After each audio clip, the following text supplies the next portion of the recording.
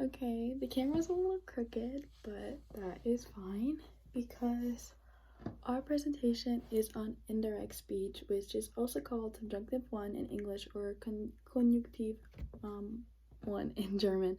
So, what is indirect speech? So, I think a big part in understanding German grammar is also to understand like how we use it in our language in English. And so, indirect speech is, in simpler terms, things people have said that's being reproduced in another conversation. So basically, their subjunctive 1 is kind of like a third person narration of a conversation that happened in earlier times. Of course, there is subjunctive 2 or conjunctive 2, which basically is either conditional or commanding in like a conversation. But for now, we're just going to be focusing on the first one. So basically, a third person point of view from our earlier conversation. So also, in understanding something in German, I think it's important to understand like when we would use this if we've lived in Germany. So in English terms, it's important to relate this back into like a German daily life. So basically, indirect speech is commonly used in newspaper articles where a reporter or someone who's writing about something else someone did is basically reiterating a conversation that previously happened. So let's say Trump said, "Ich bin ein guter Präsident. Du musst mir vertrauen." So basically saying, I'm a good president, you must trust me. So going back to think about recent times, just think about what Trump has been saying and doing. So basically, a reporter for CNN might say, to repeat the conversation to viewers, that Trump sagte, sei ein guter Präsident und wir müssen ihr vertrauen. So they're basically changing the point of view of the conversation to fit into a narration of a newspaper article to where they are basically quoting Trump, but in a present or past tense conversation. So now to explain this in German. Konjunktiv sind Dinge, die Leute haben gesagt und die reproduziert haben. Konjunktiv wird in den Nachrichten gesehen und wann die Leute müssen ein frühes Gespräch über gesprochen. So conjugating some subjunctive 1. It's important to note that it's very similar to established intent conjugation, except for like probably ziehen ist and ihr. This is because many verbs in subjunctive 1 are identical to verbs in the ordinary present tense, and this excludes sign, which we will present on the next slide. So basically, conjugating ich is always ich mache, ich komme, ich habe, so I at the end. And then du is a little different. Du magst, sehst, kommst, habest. So est at the end. Ziehen ist mache, sehe, kommen, haben. So you're adding e at the end, which is a little different from normal conjugation because the conversation for ziehen is just like ish. And so to wir, which is normally normal, machen, sehen, kommen, haben, en at the end. Ihr is machet, sehet, kommet, and habet.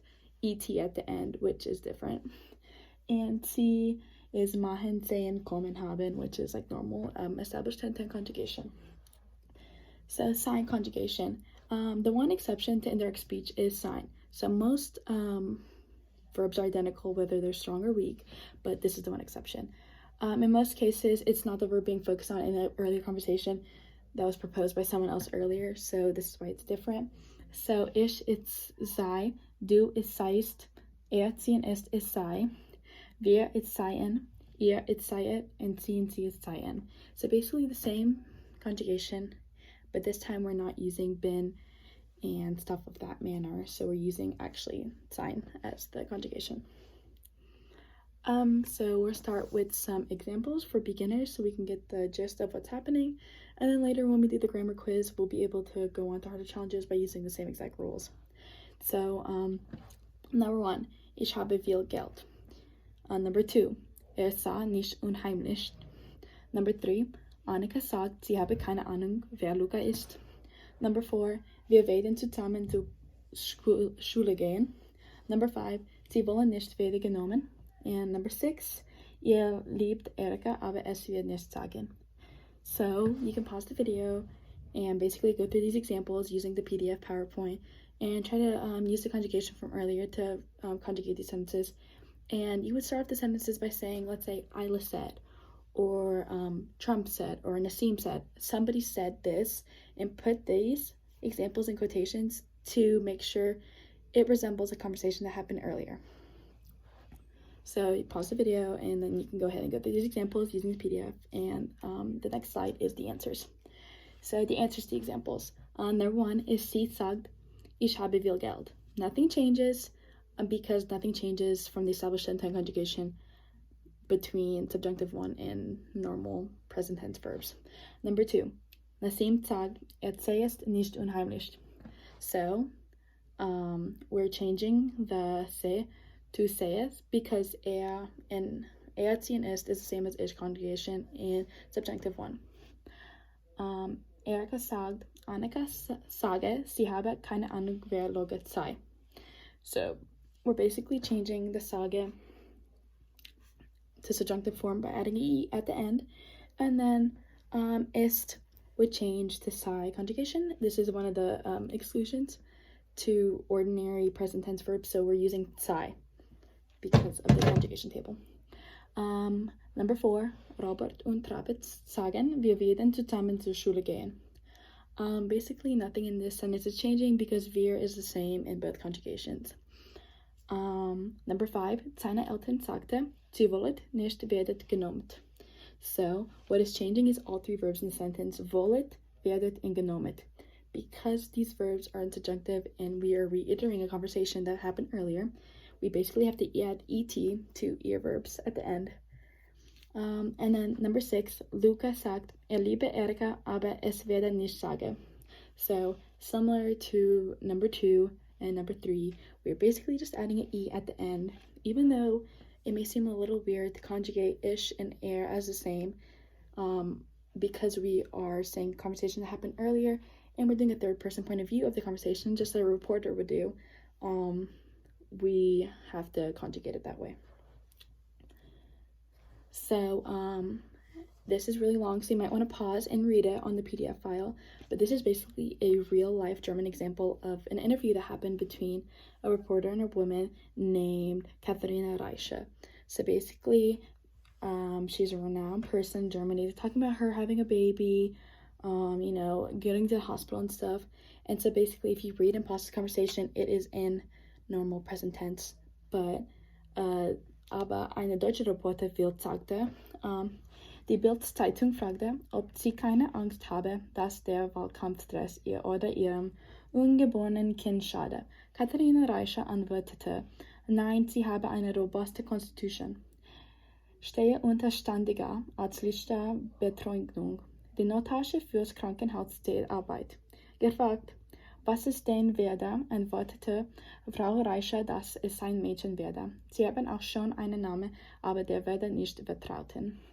So basically the reporter went in and was basically reiterating all the lines in between the reporter and basically saying what Katharina would say, but just reiterating the conversation that happened earlier, so it's past tense. And I know it seems repetitive, but this is basically how you have to do it. And remember every time that subjunctive is indirect speech. So indirect speech is not a direct conversation between 2 people. It's actually a conversation that happened earlier between 2 other people. It might be you and another person, or you and another person, and it's repetitive. But we have to remember that subjunctive 1 also turns to subjunctive 2, which is a command to someone or a conditional term to someone that happened earlier. So it's important to get this down in order to understand other parts of indirect speech. And so this is just a cartoon of basically saying a conditional terms in German, which can also relate to subjunctive 1. So a bird says to another bird, did you ever wonder if trees were made of wood? Could we still sit here, but wood is spelled W-O-U-D-U-L-D. And then the other bird says, bro, that's profound, because they're using wood as a conditional term. So werde, so you'll see in subjunctive 2 that werde is the preposition that goes before all the verbs in the sentence. So from here on, we're moving forward to conditional and commanding terms. And so really nailing this down and understanding that it's basically 2 other people talking to each other in the past, it's easy to understand now that German is a lot like English, and when we are doing parts of speech, but in English we don't have something like this, we would just say, oh, he said that he is going to the market. But in German, you completely have to change the order and organization of the sentence in order to like highlight and exemplify that this conversation happened in the past and the action in the sentence happened in the past and not in the present or in the future. And so, going back to the front of the presentation, indirect speech, subjective 1, is one of the main cores of understanding all parts of speech in German. And it's important to know that a lot of these, I think it's important to know that we have to understand these in English first, and that's what we struggle with because we know our language, so we often don't focus on the grammar. But it's important to know what these things are in English in order to truly understand how we would use it in daily German life, because often in conversation in German, they cut out a lot of the grammatical rules that we're learning now and talk in slang or like in relaxed mode German. As we do in English, we don't talk proper all the time, which is important to note too. And so basically, nailing these stuff down and knowing how to talk properly will really help us in the future if we ever decide to visit Germany or something like that. At least we'll know. They might get a giggle out of it or two, but at least we'll know that we're talking formally and really getting it down and make sure we aren't confusing people, especially if it has to do with past, present, and future. And so that is our presentation on indirect speech.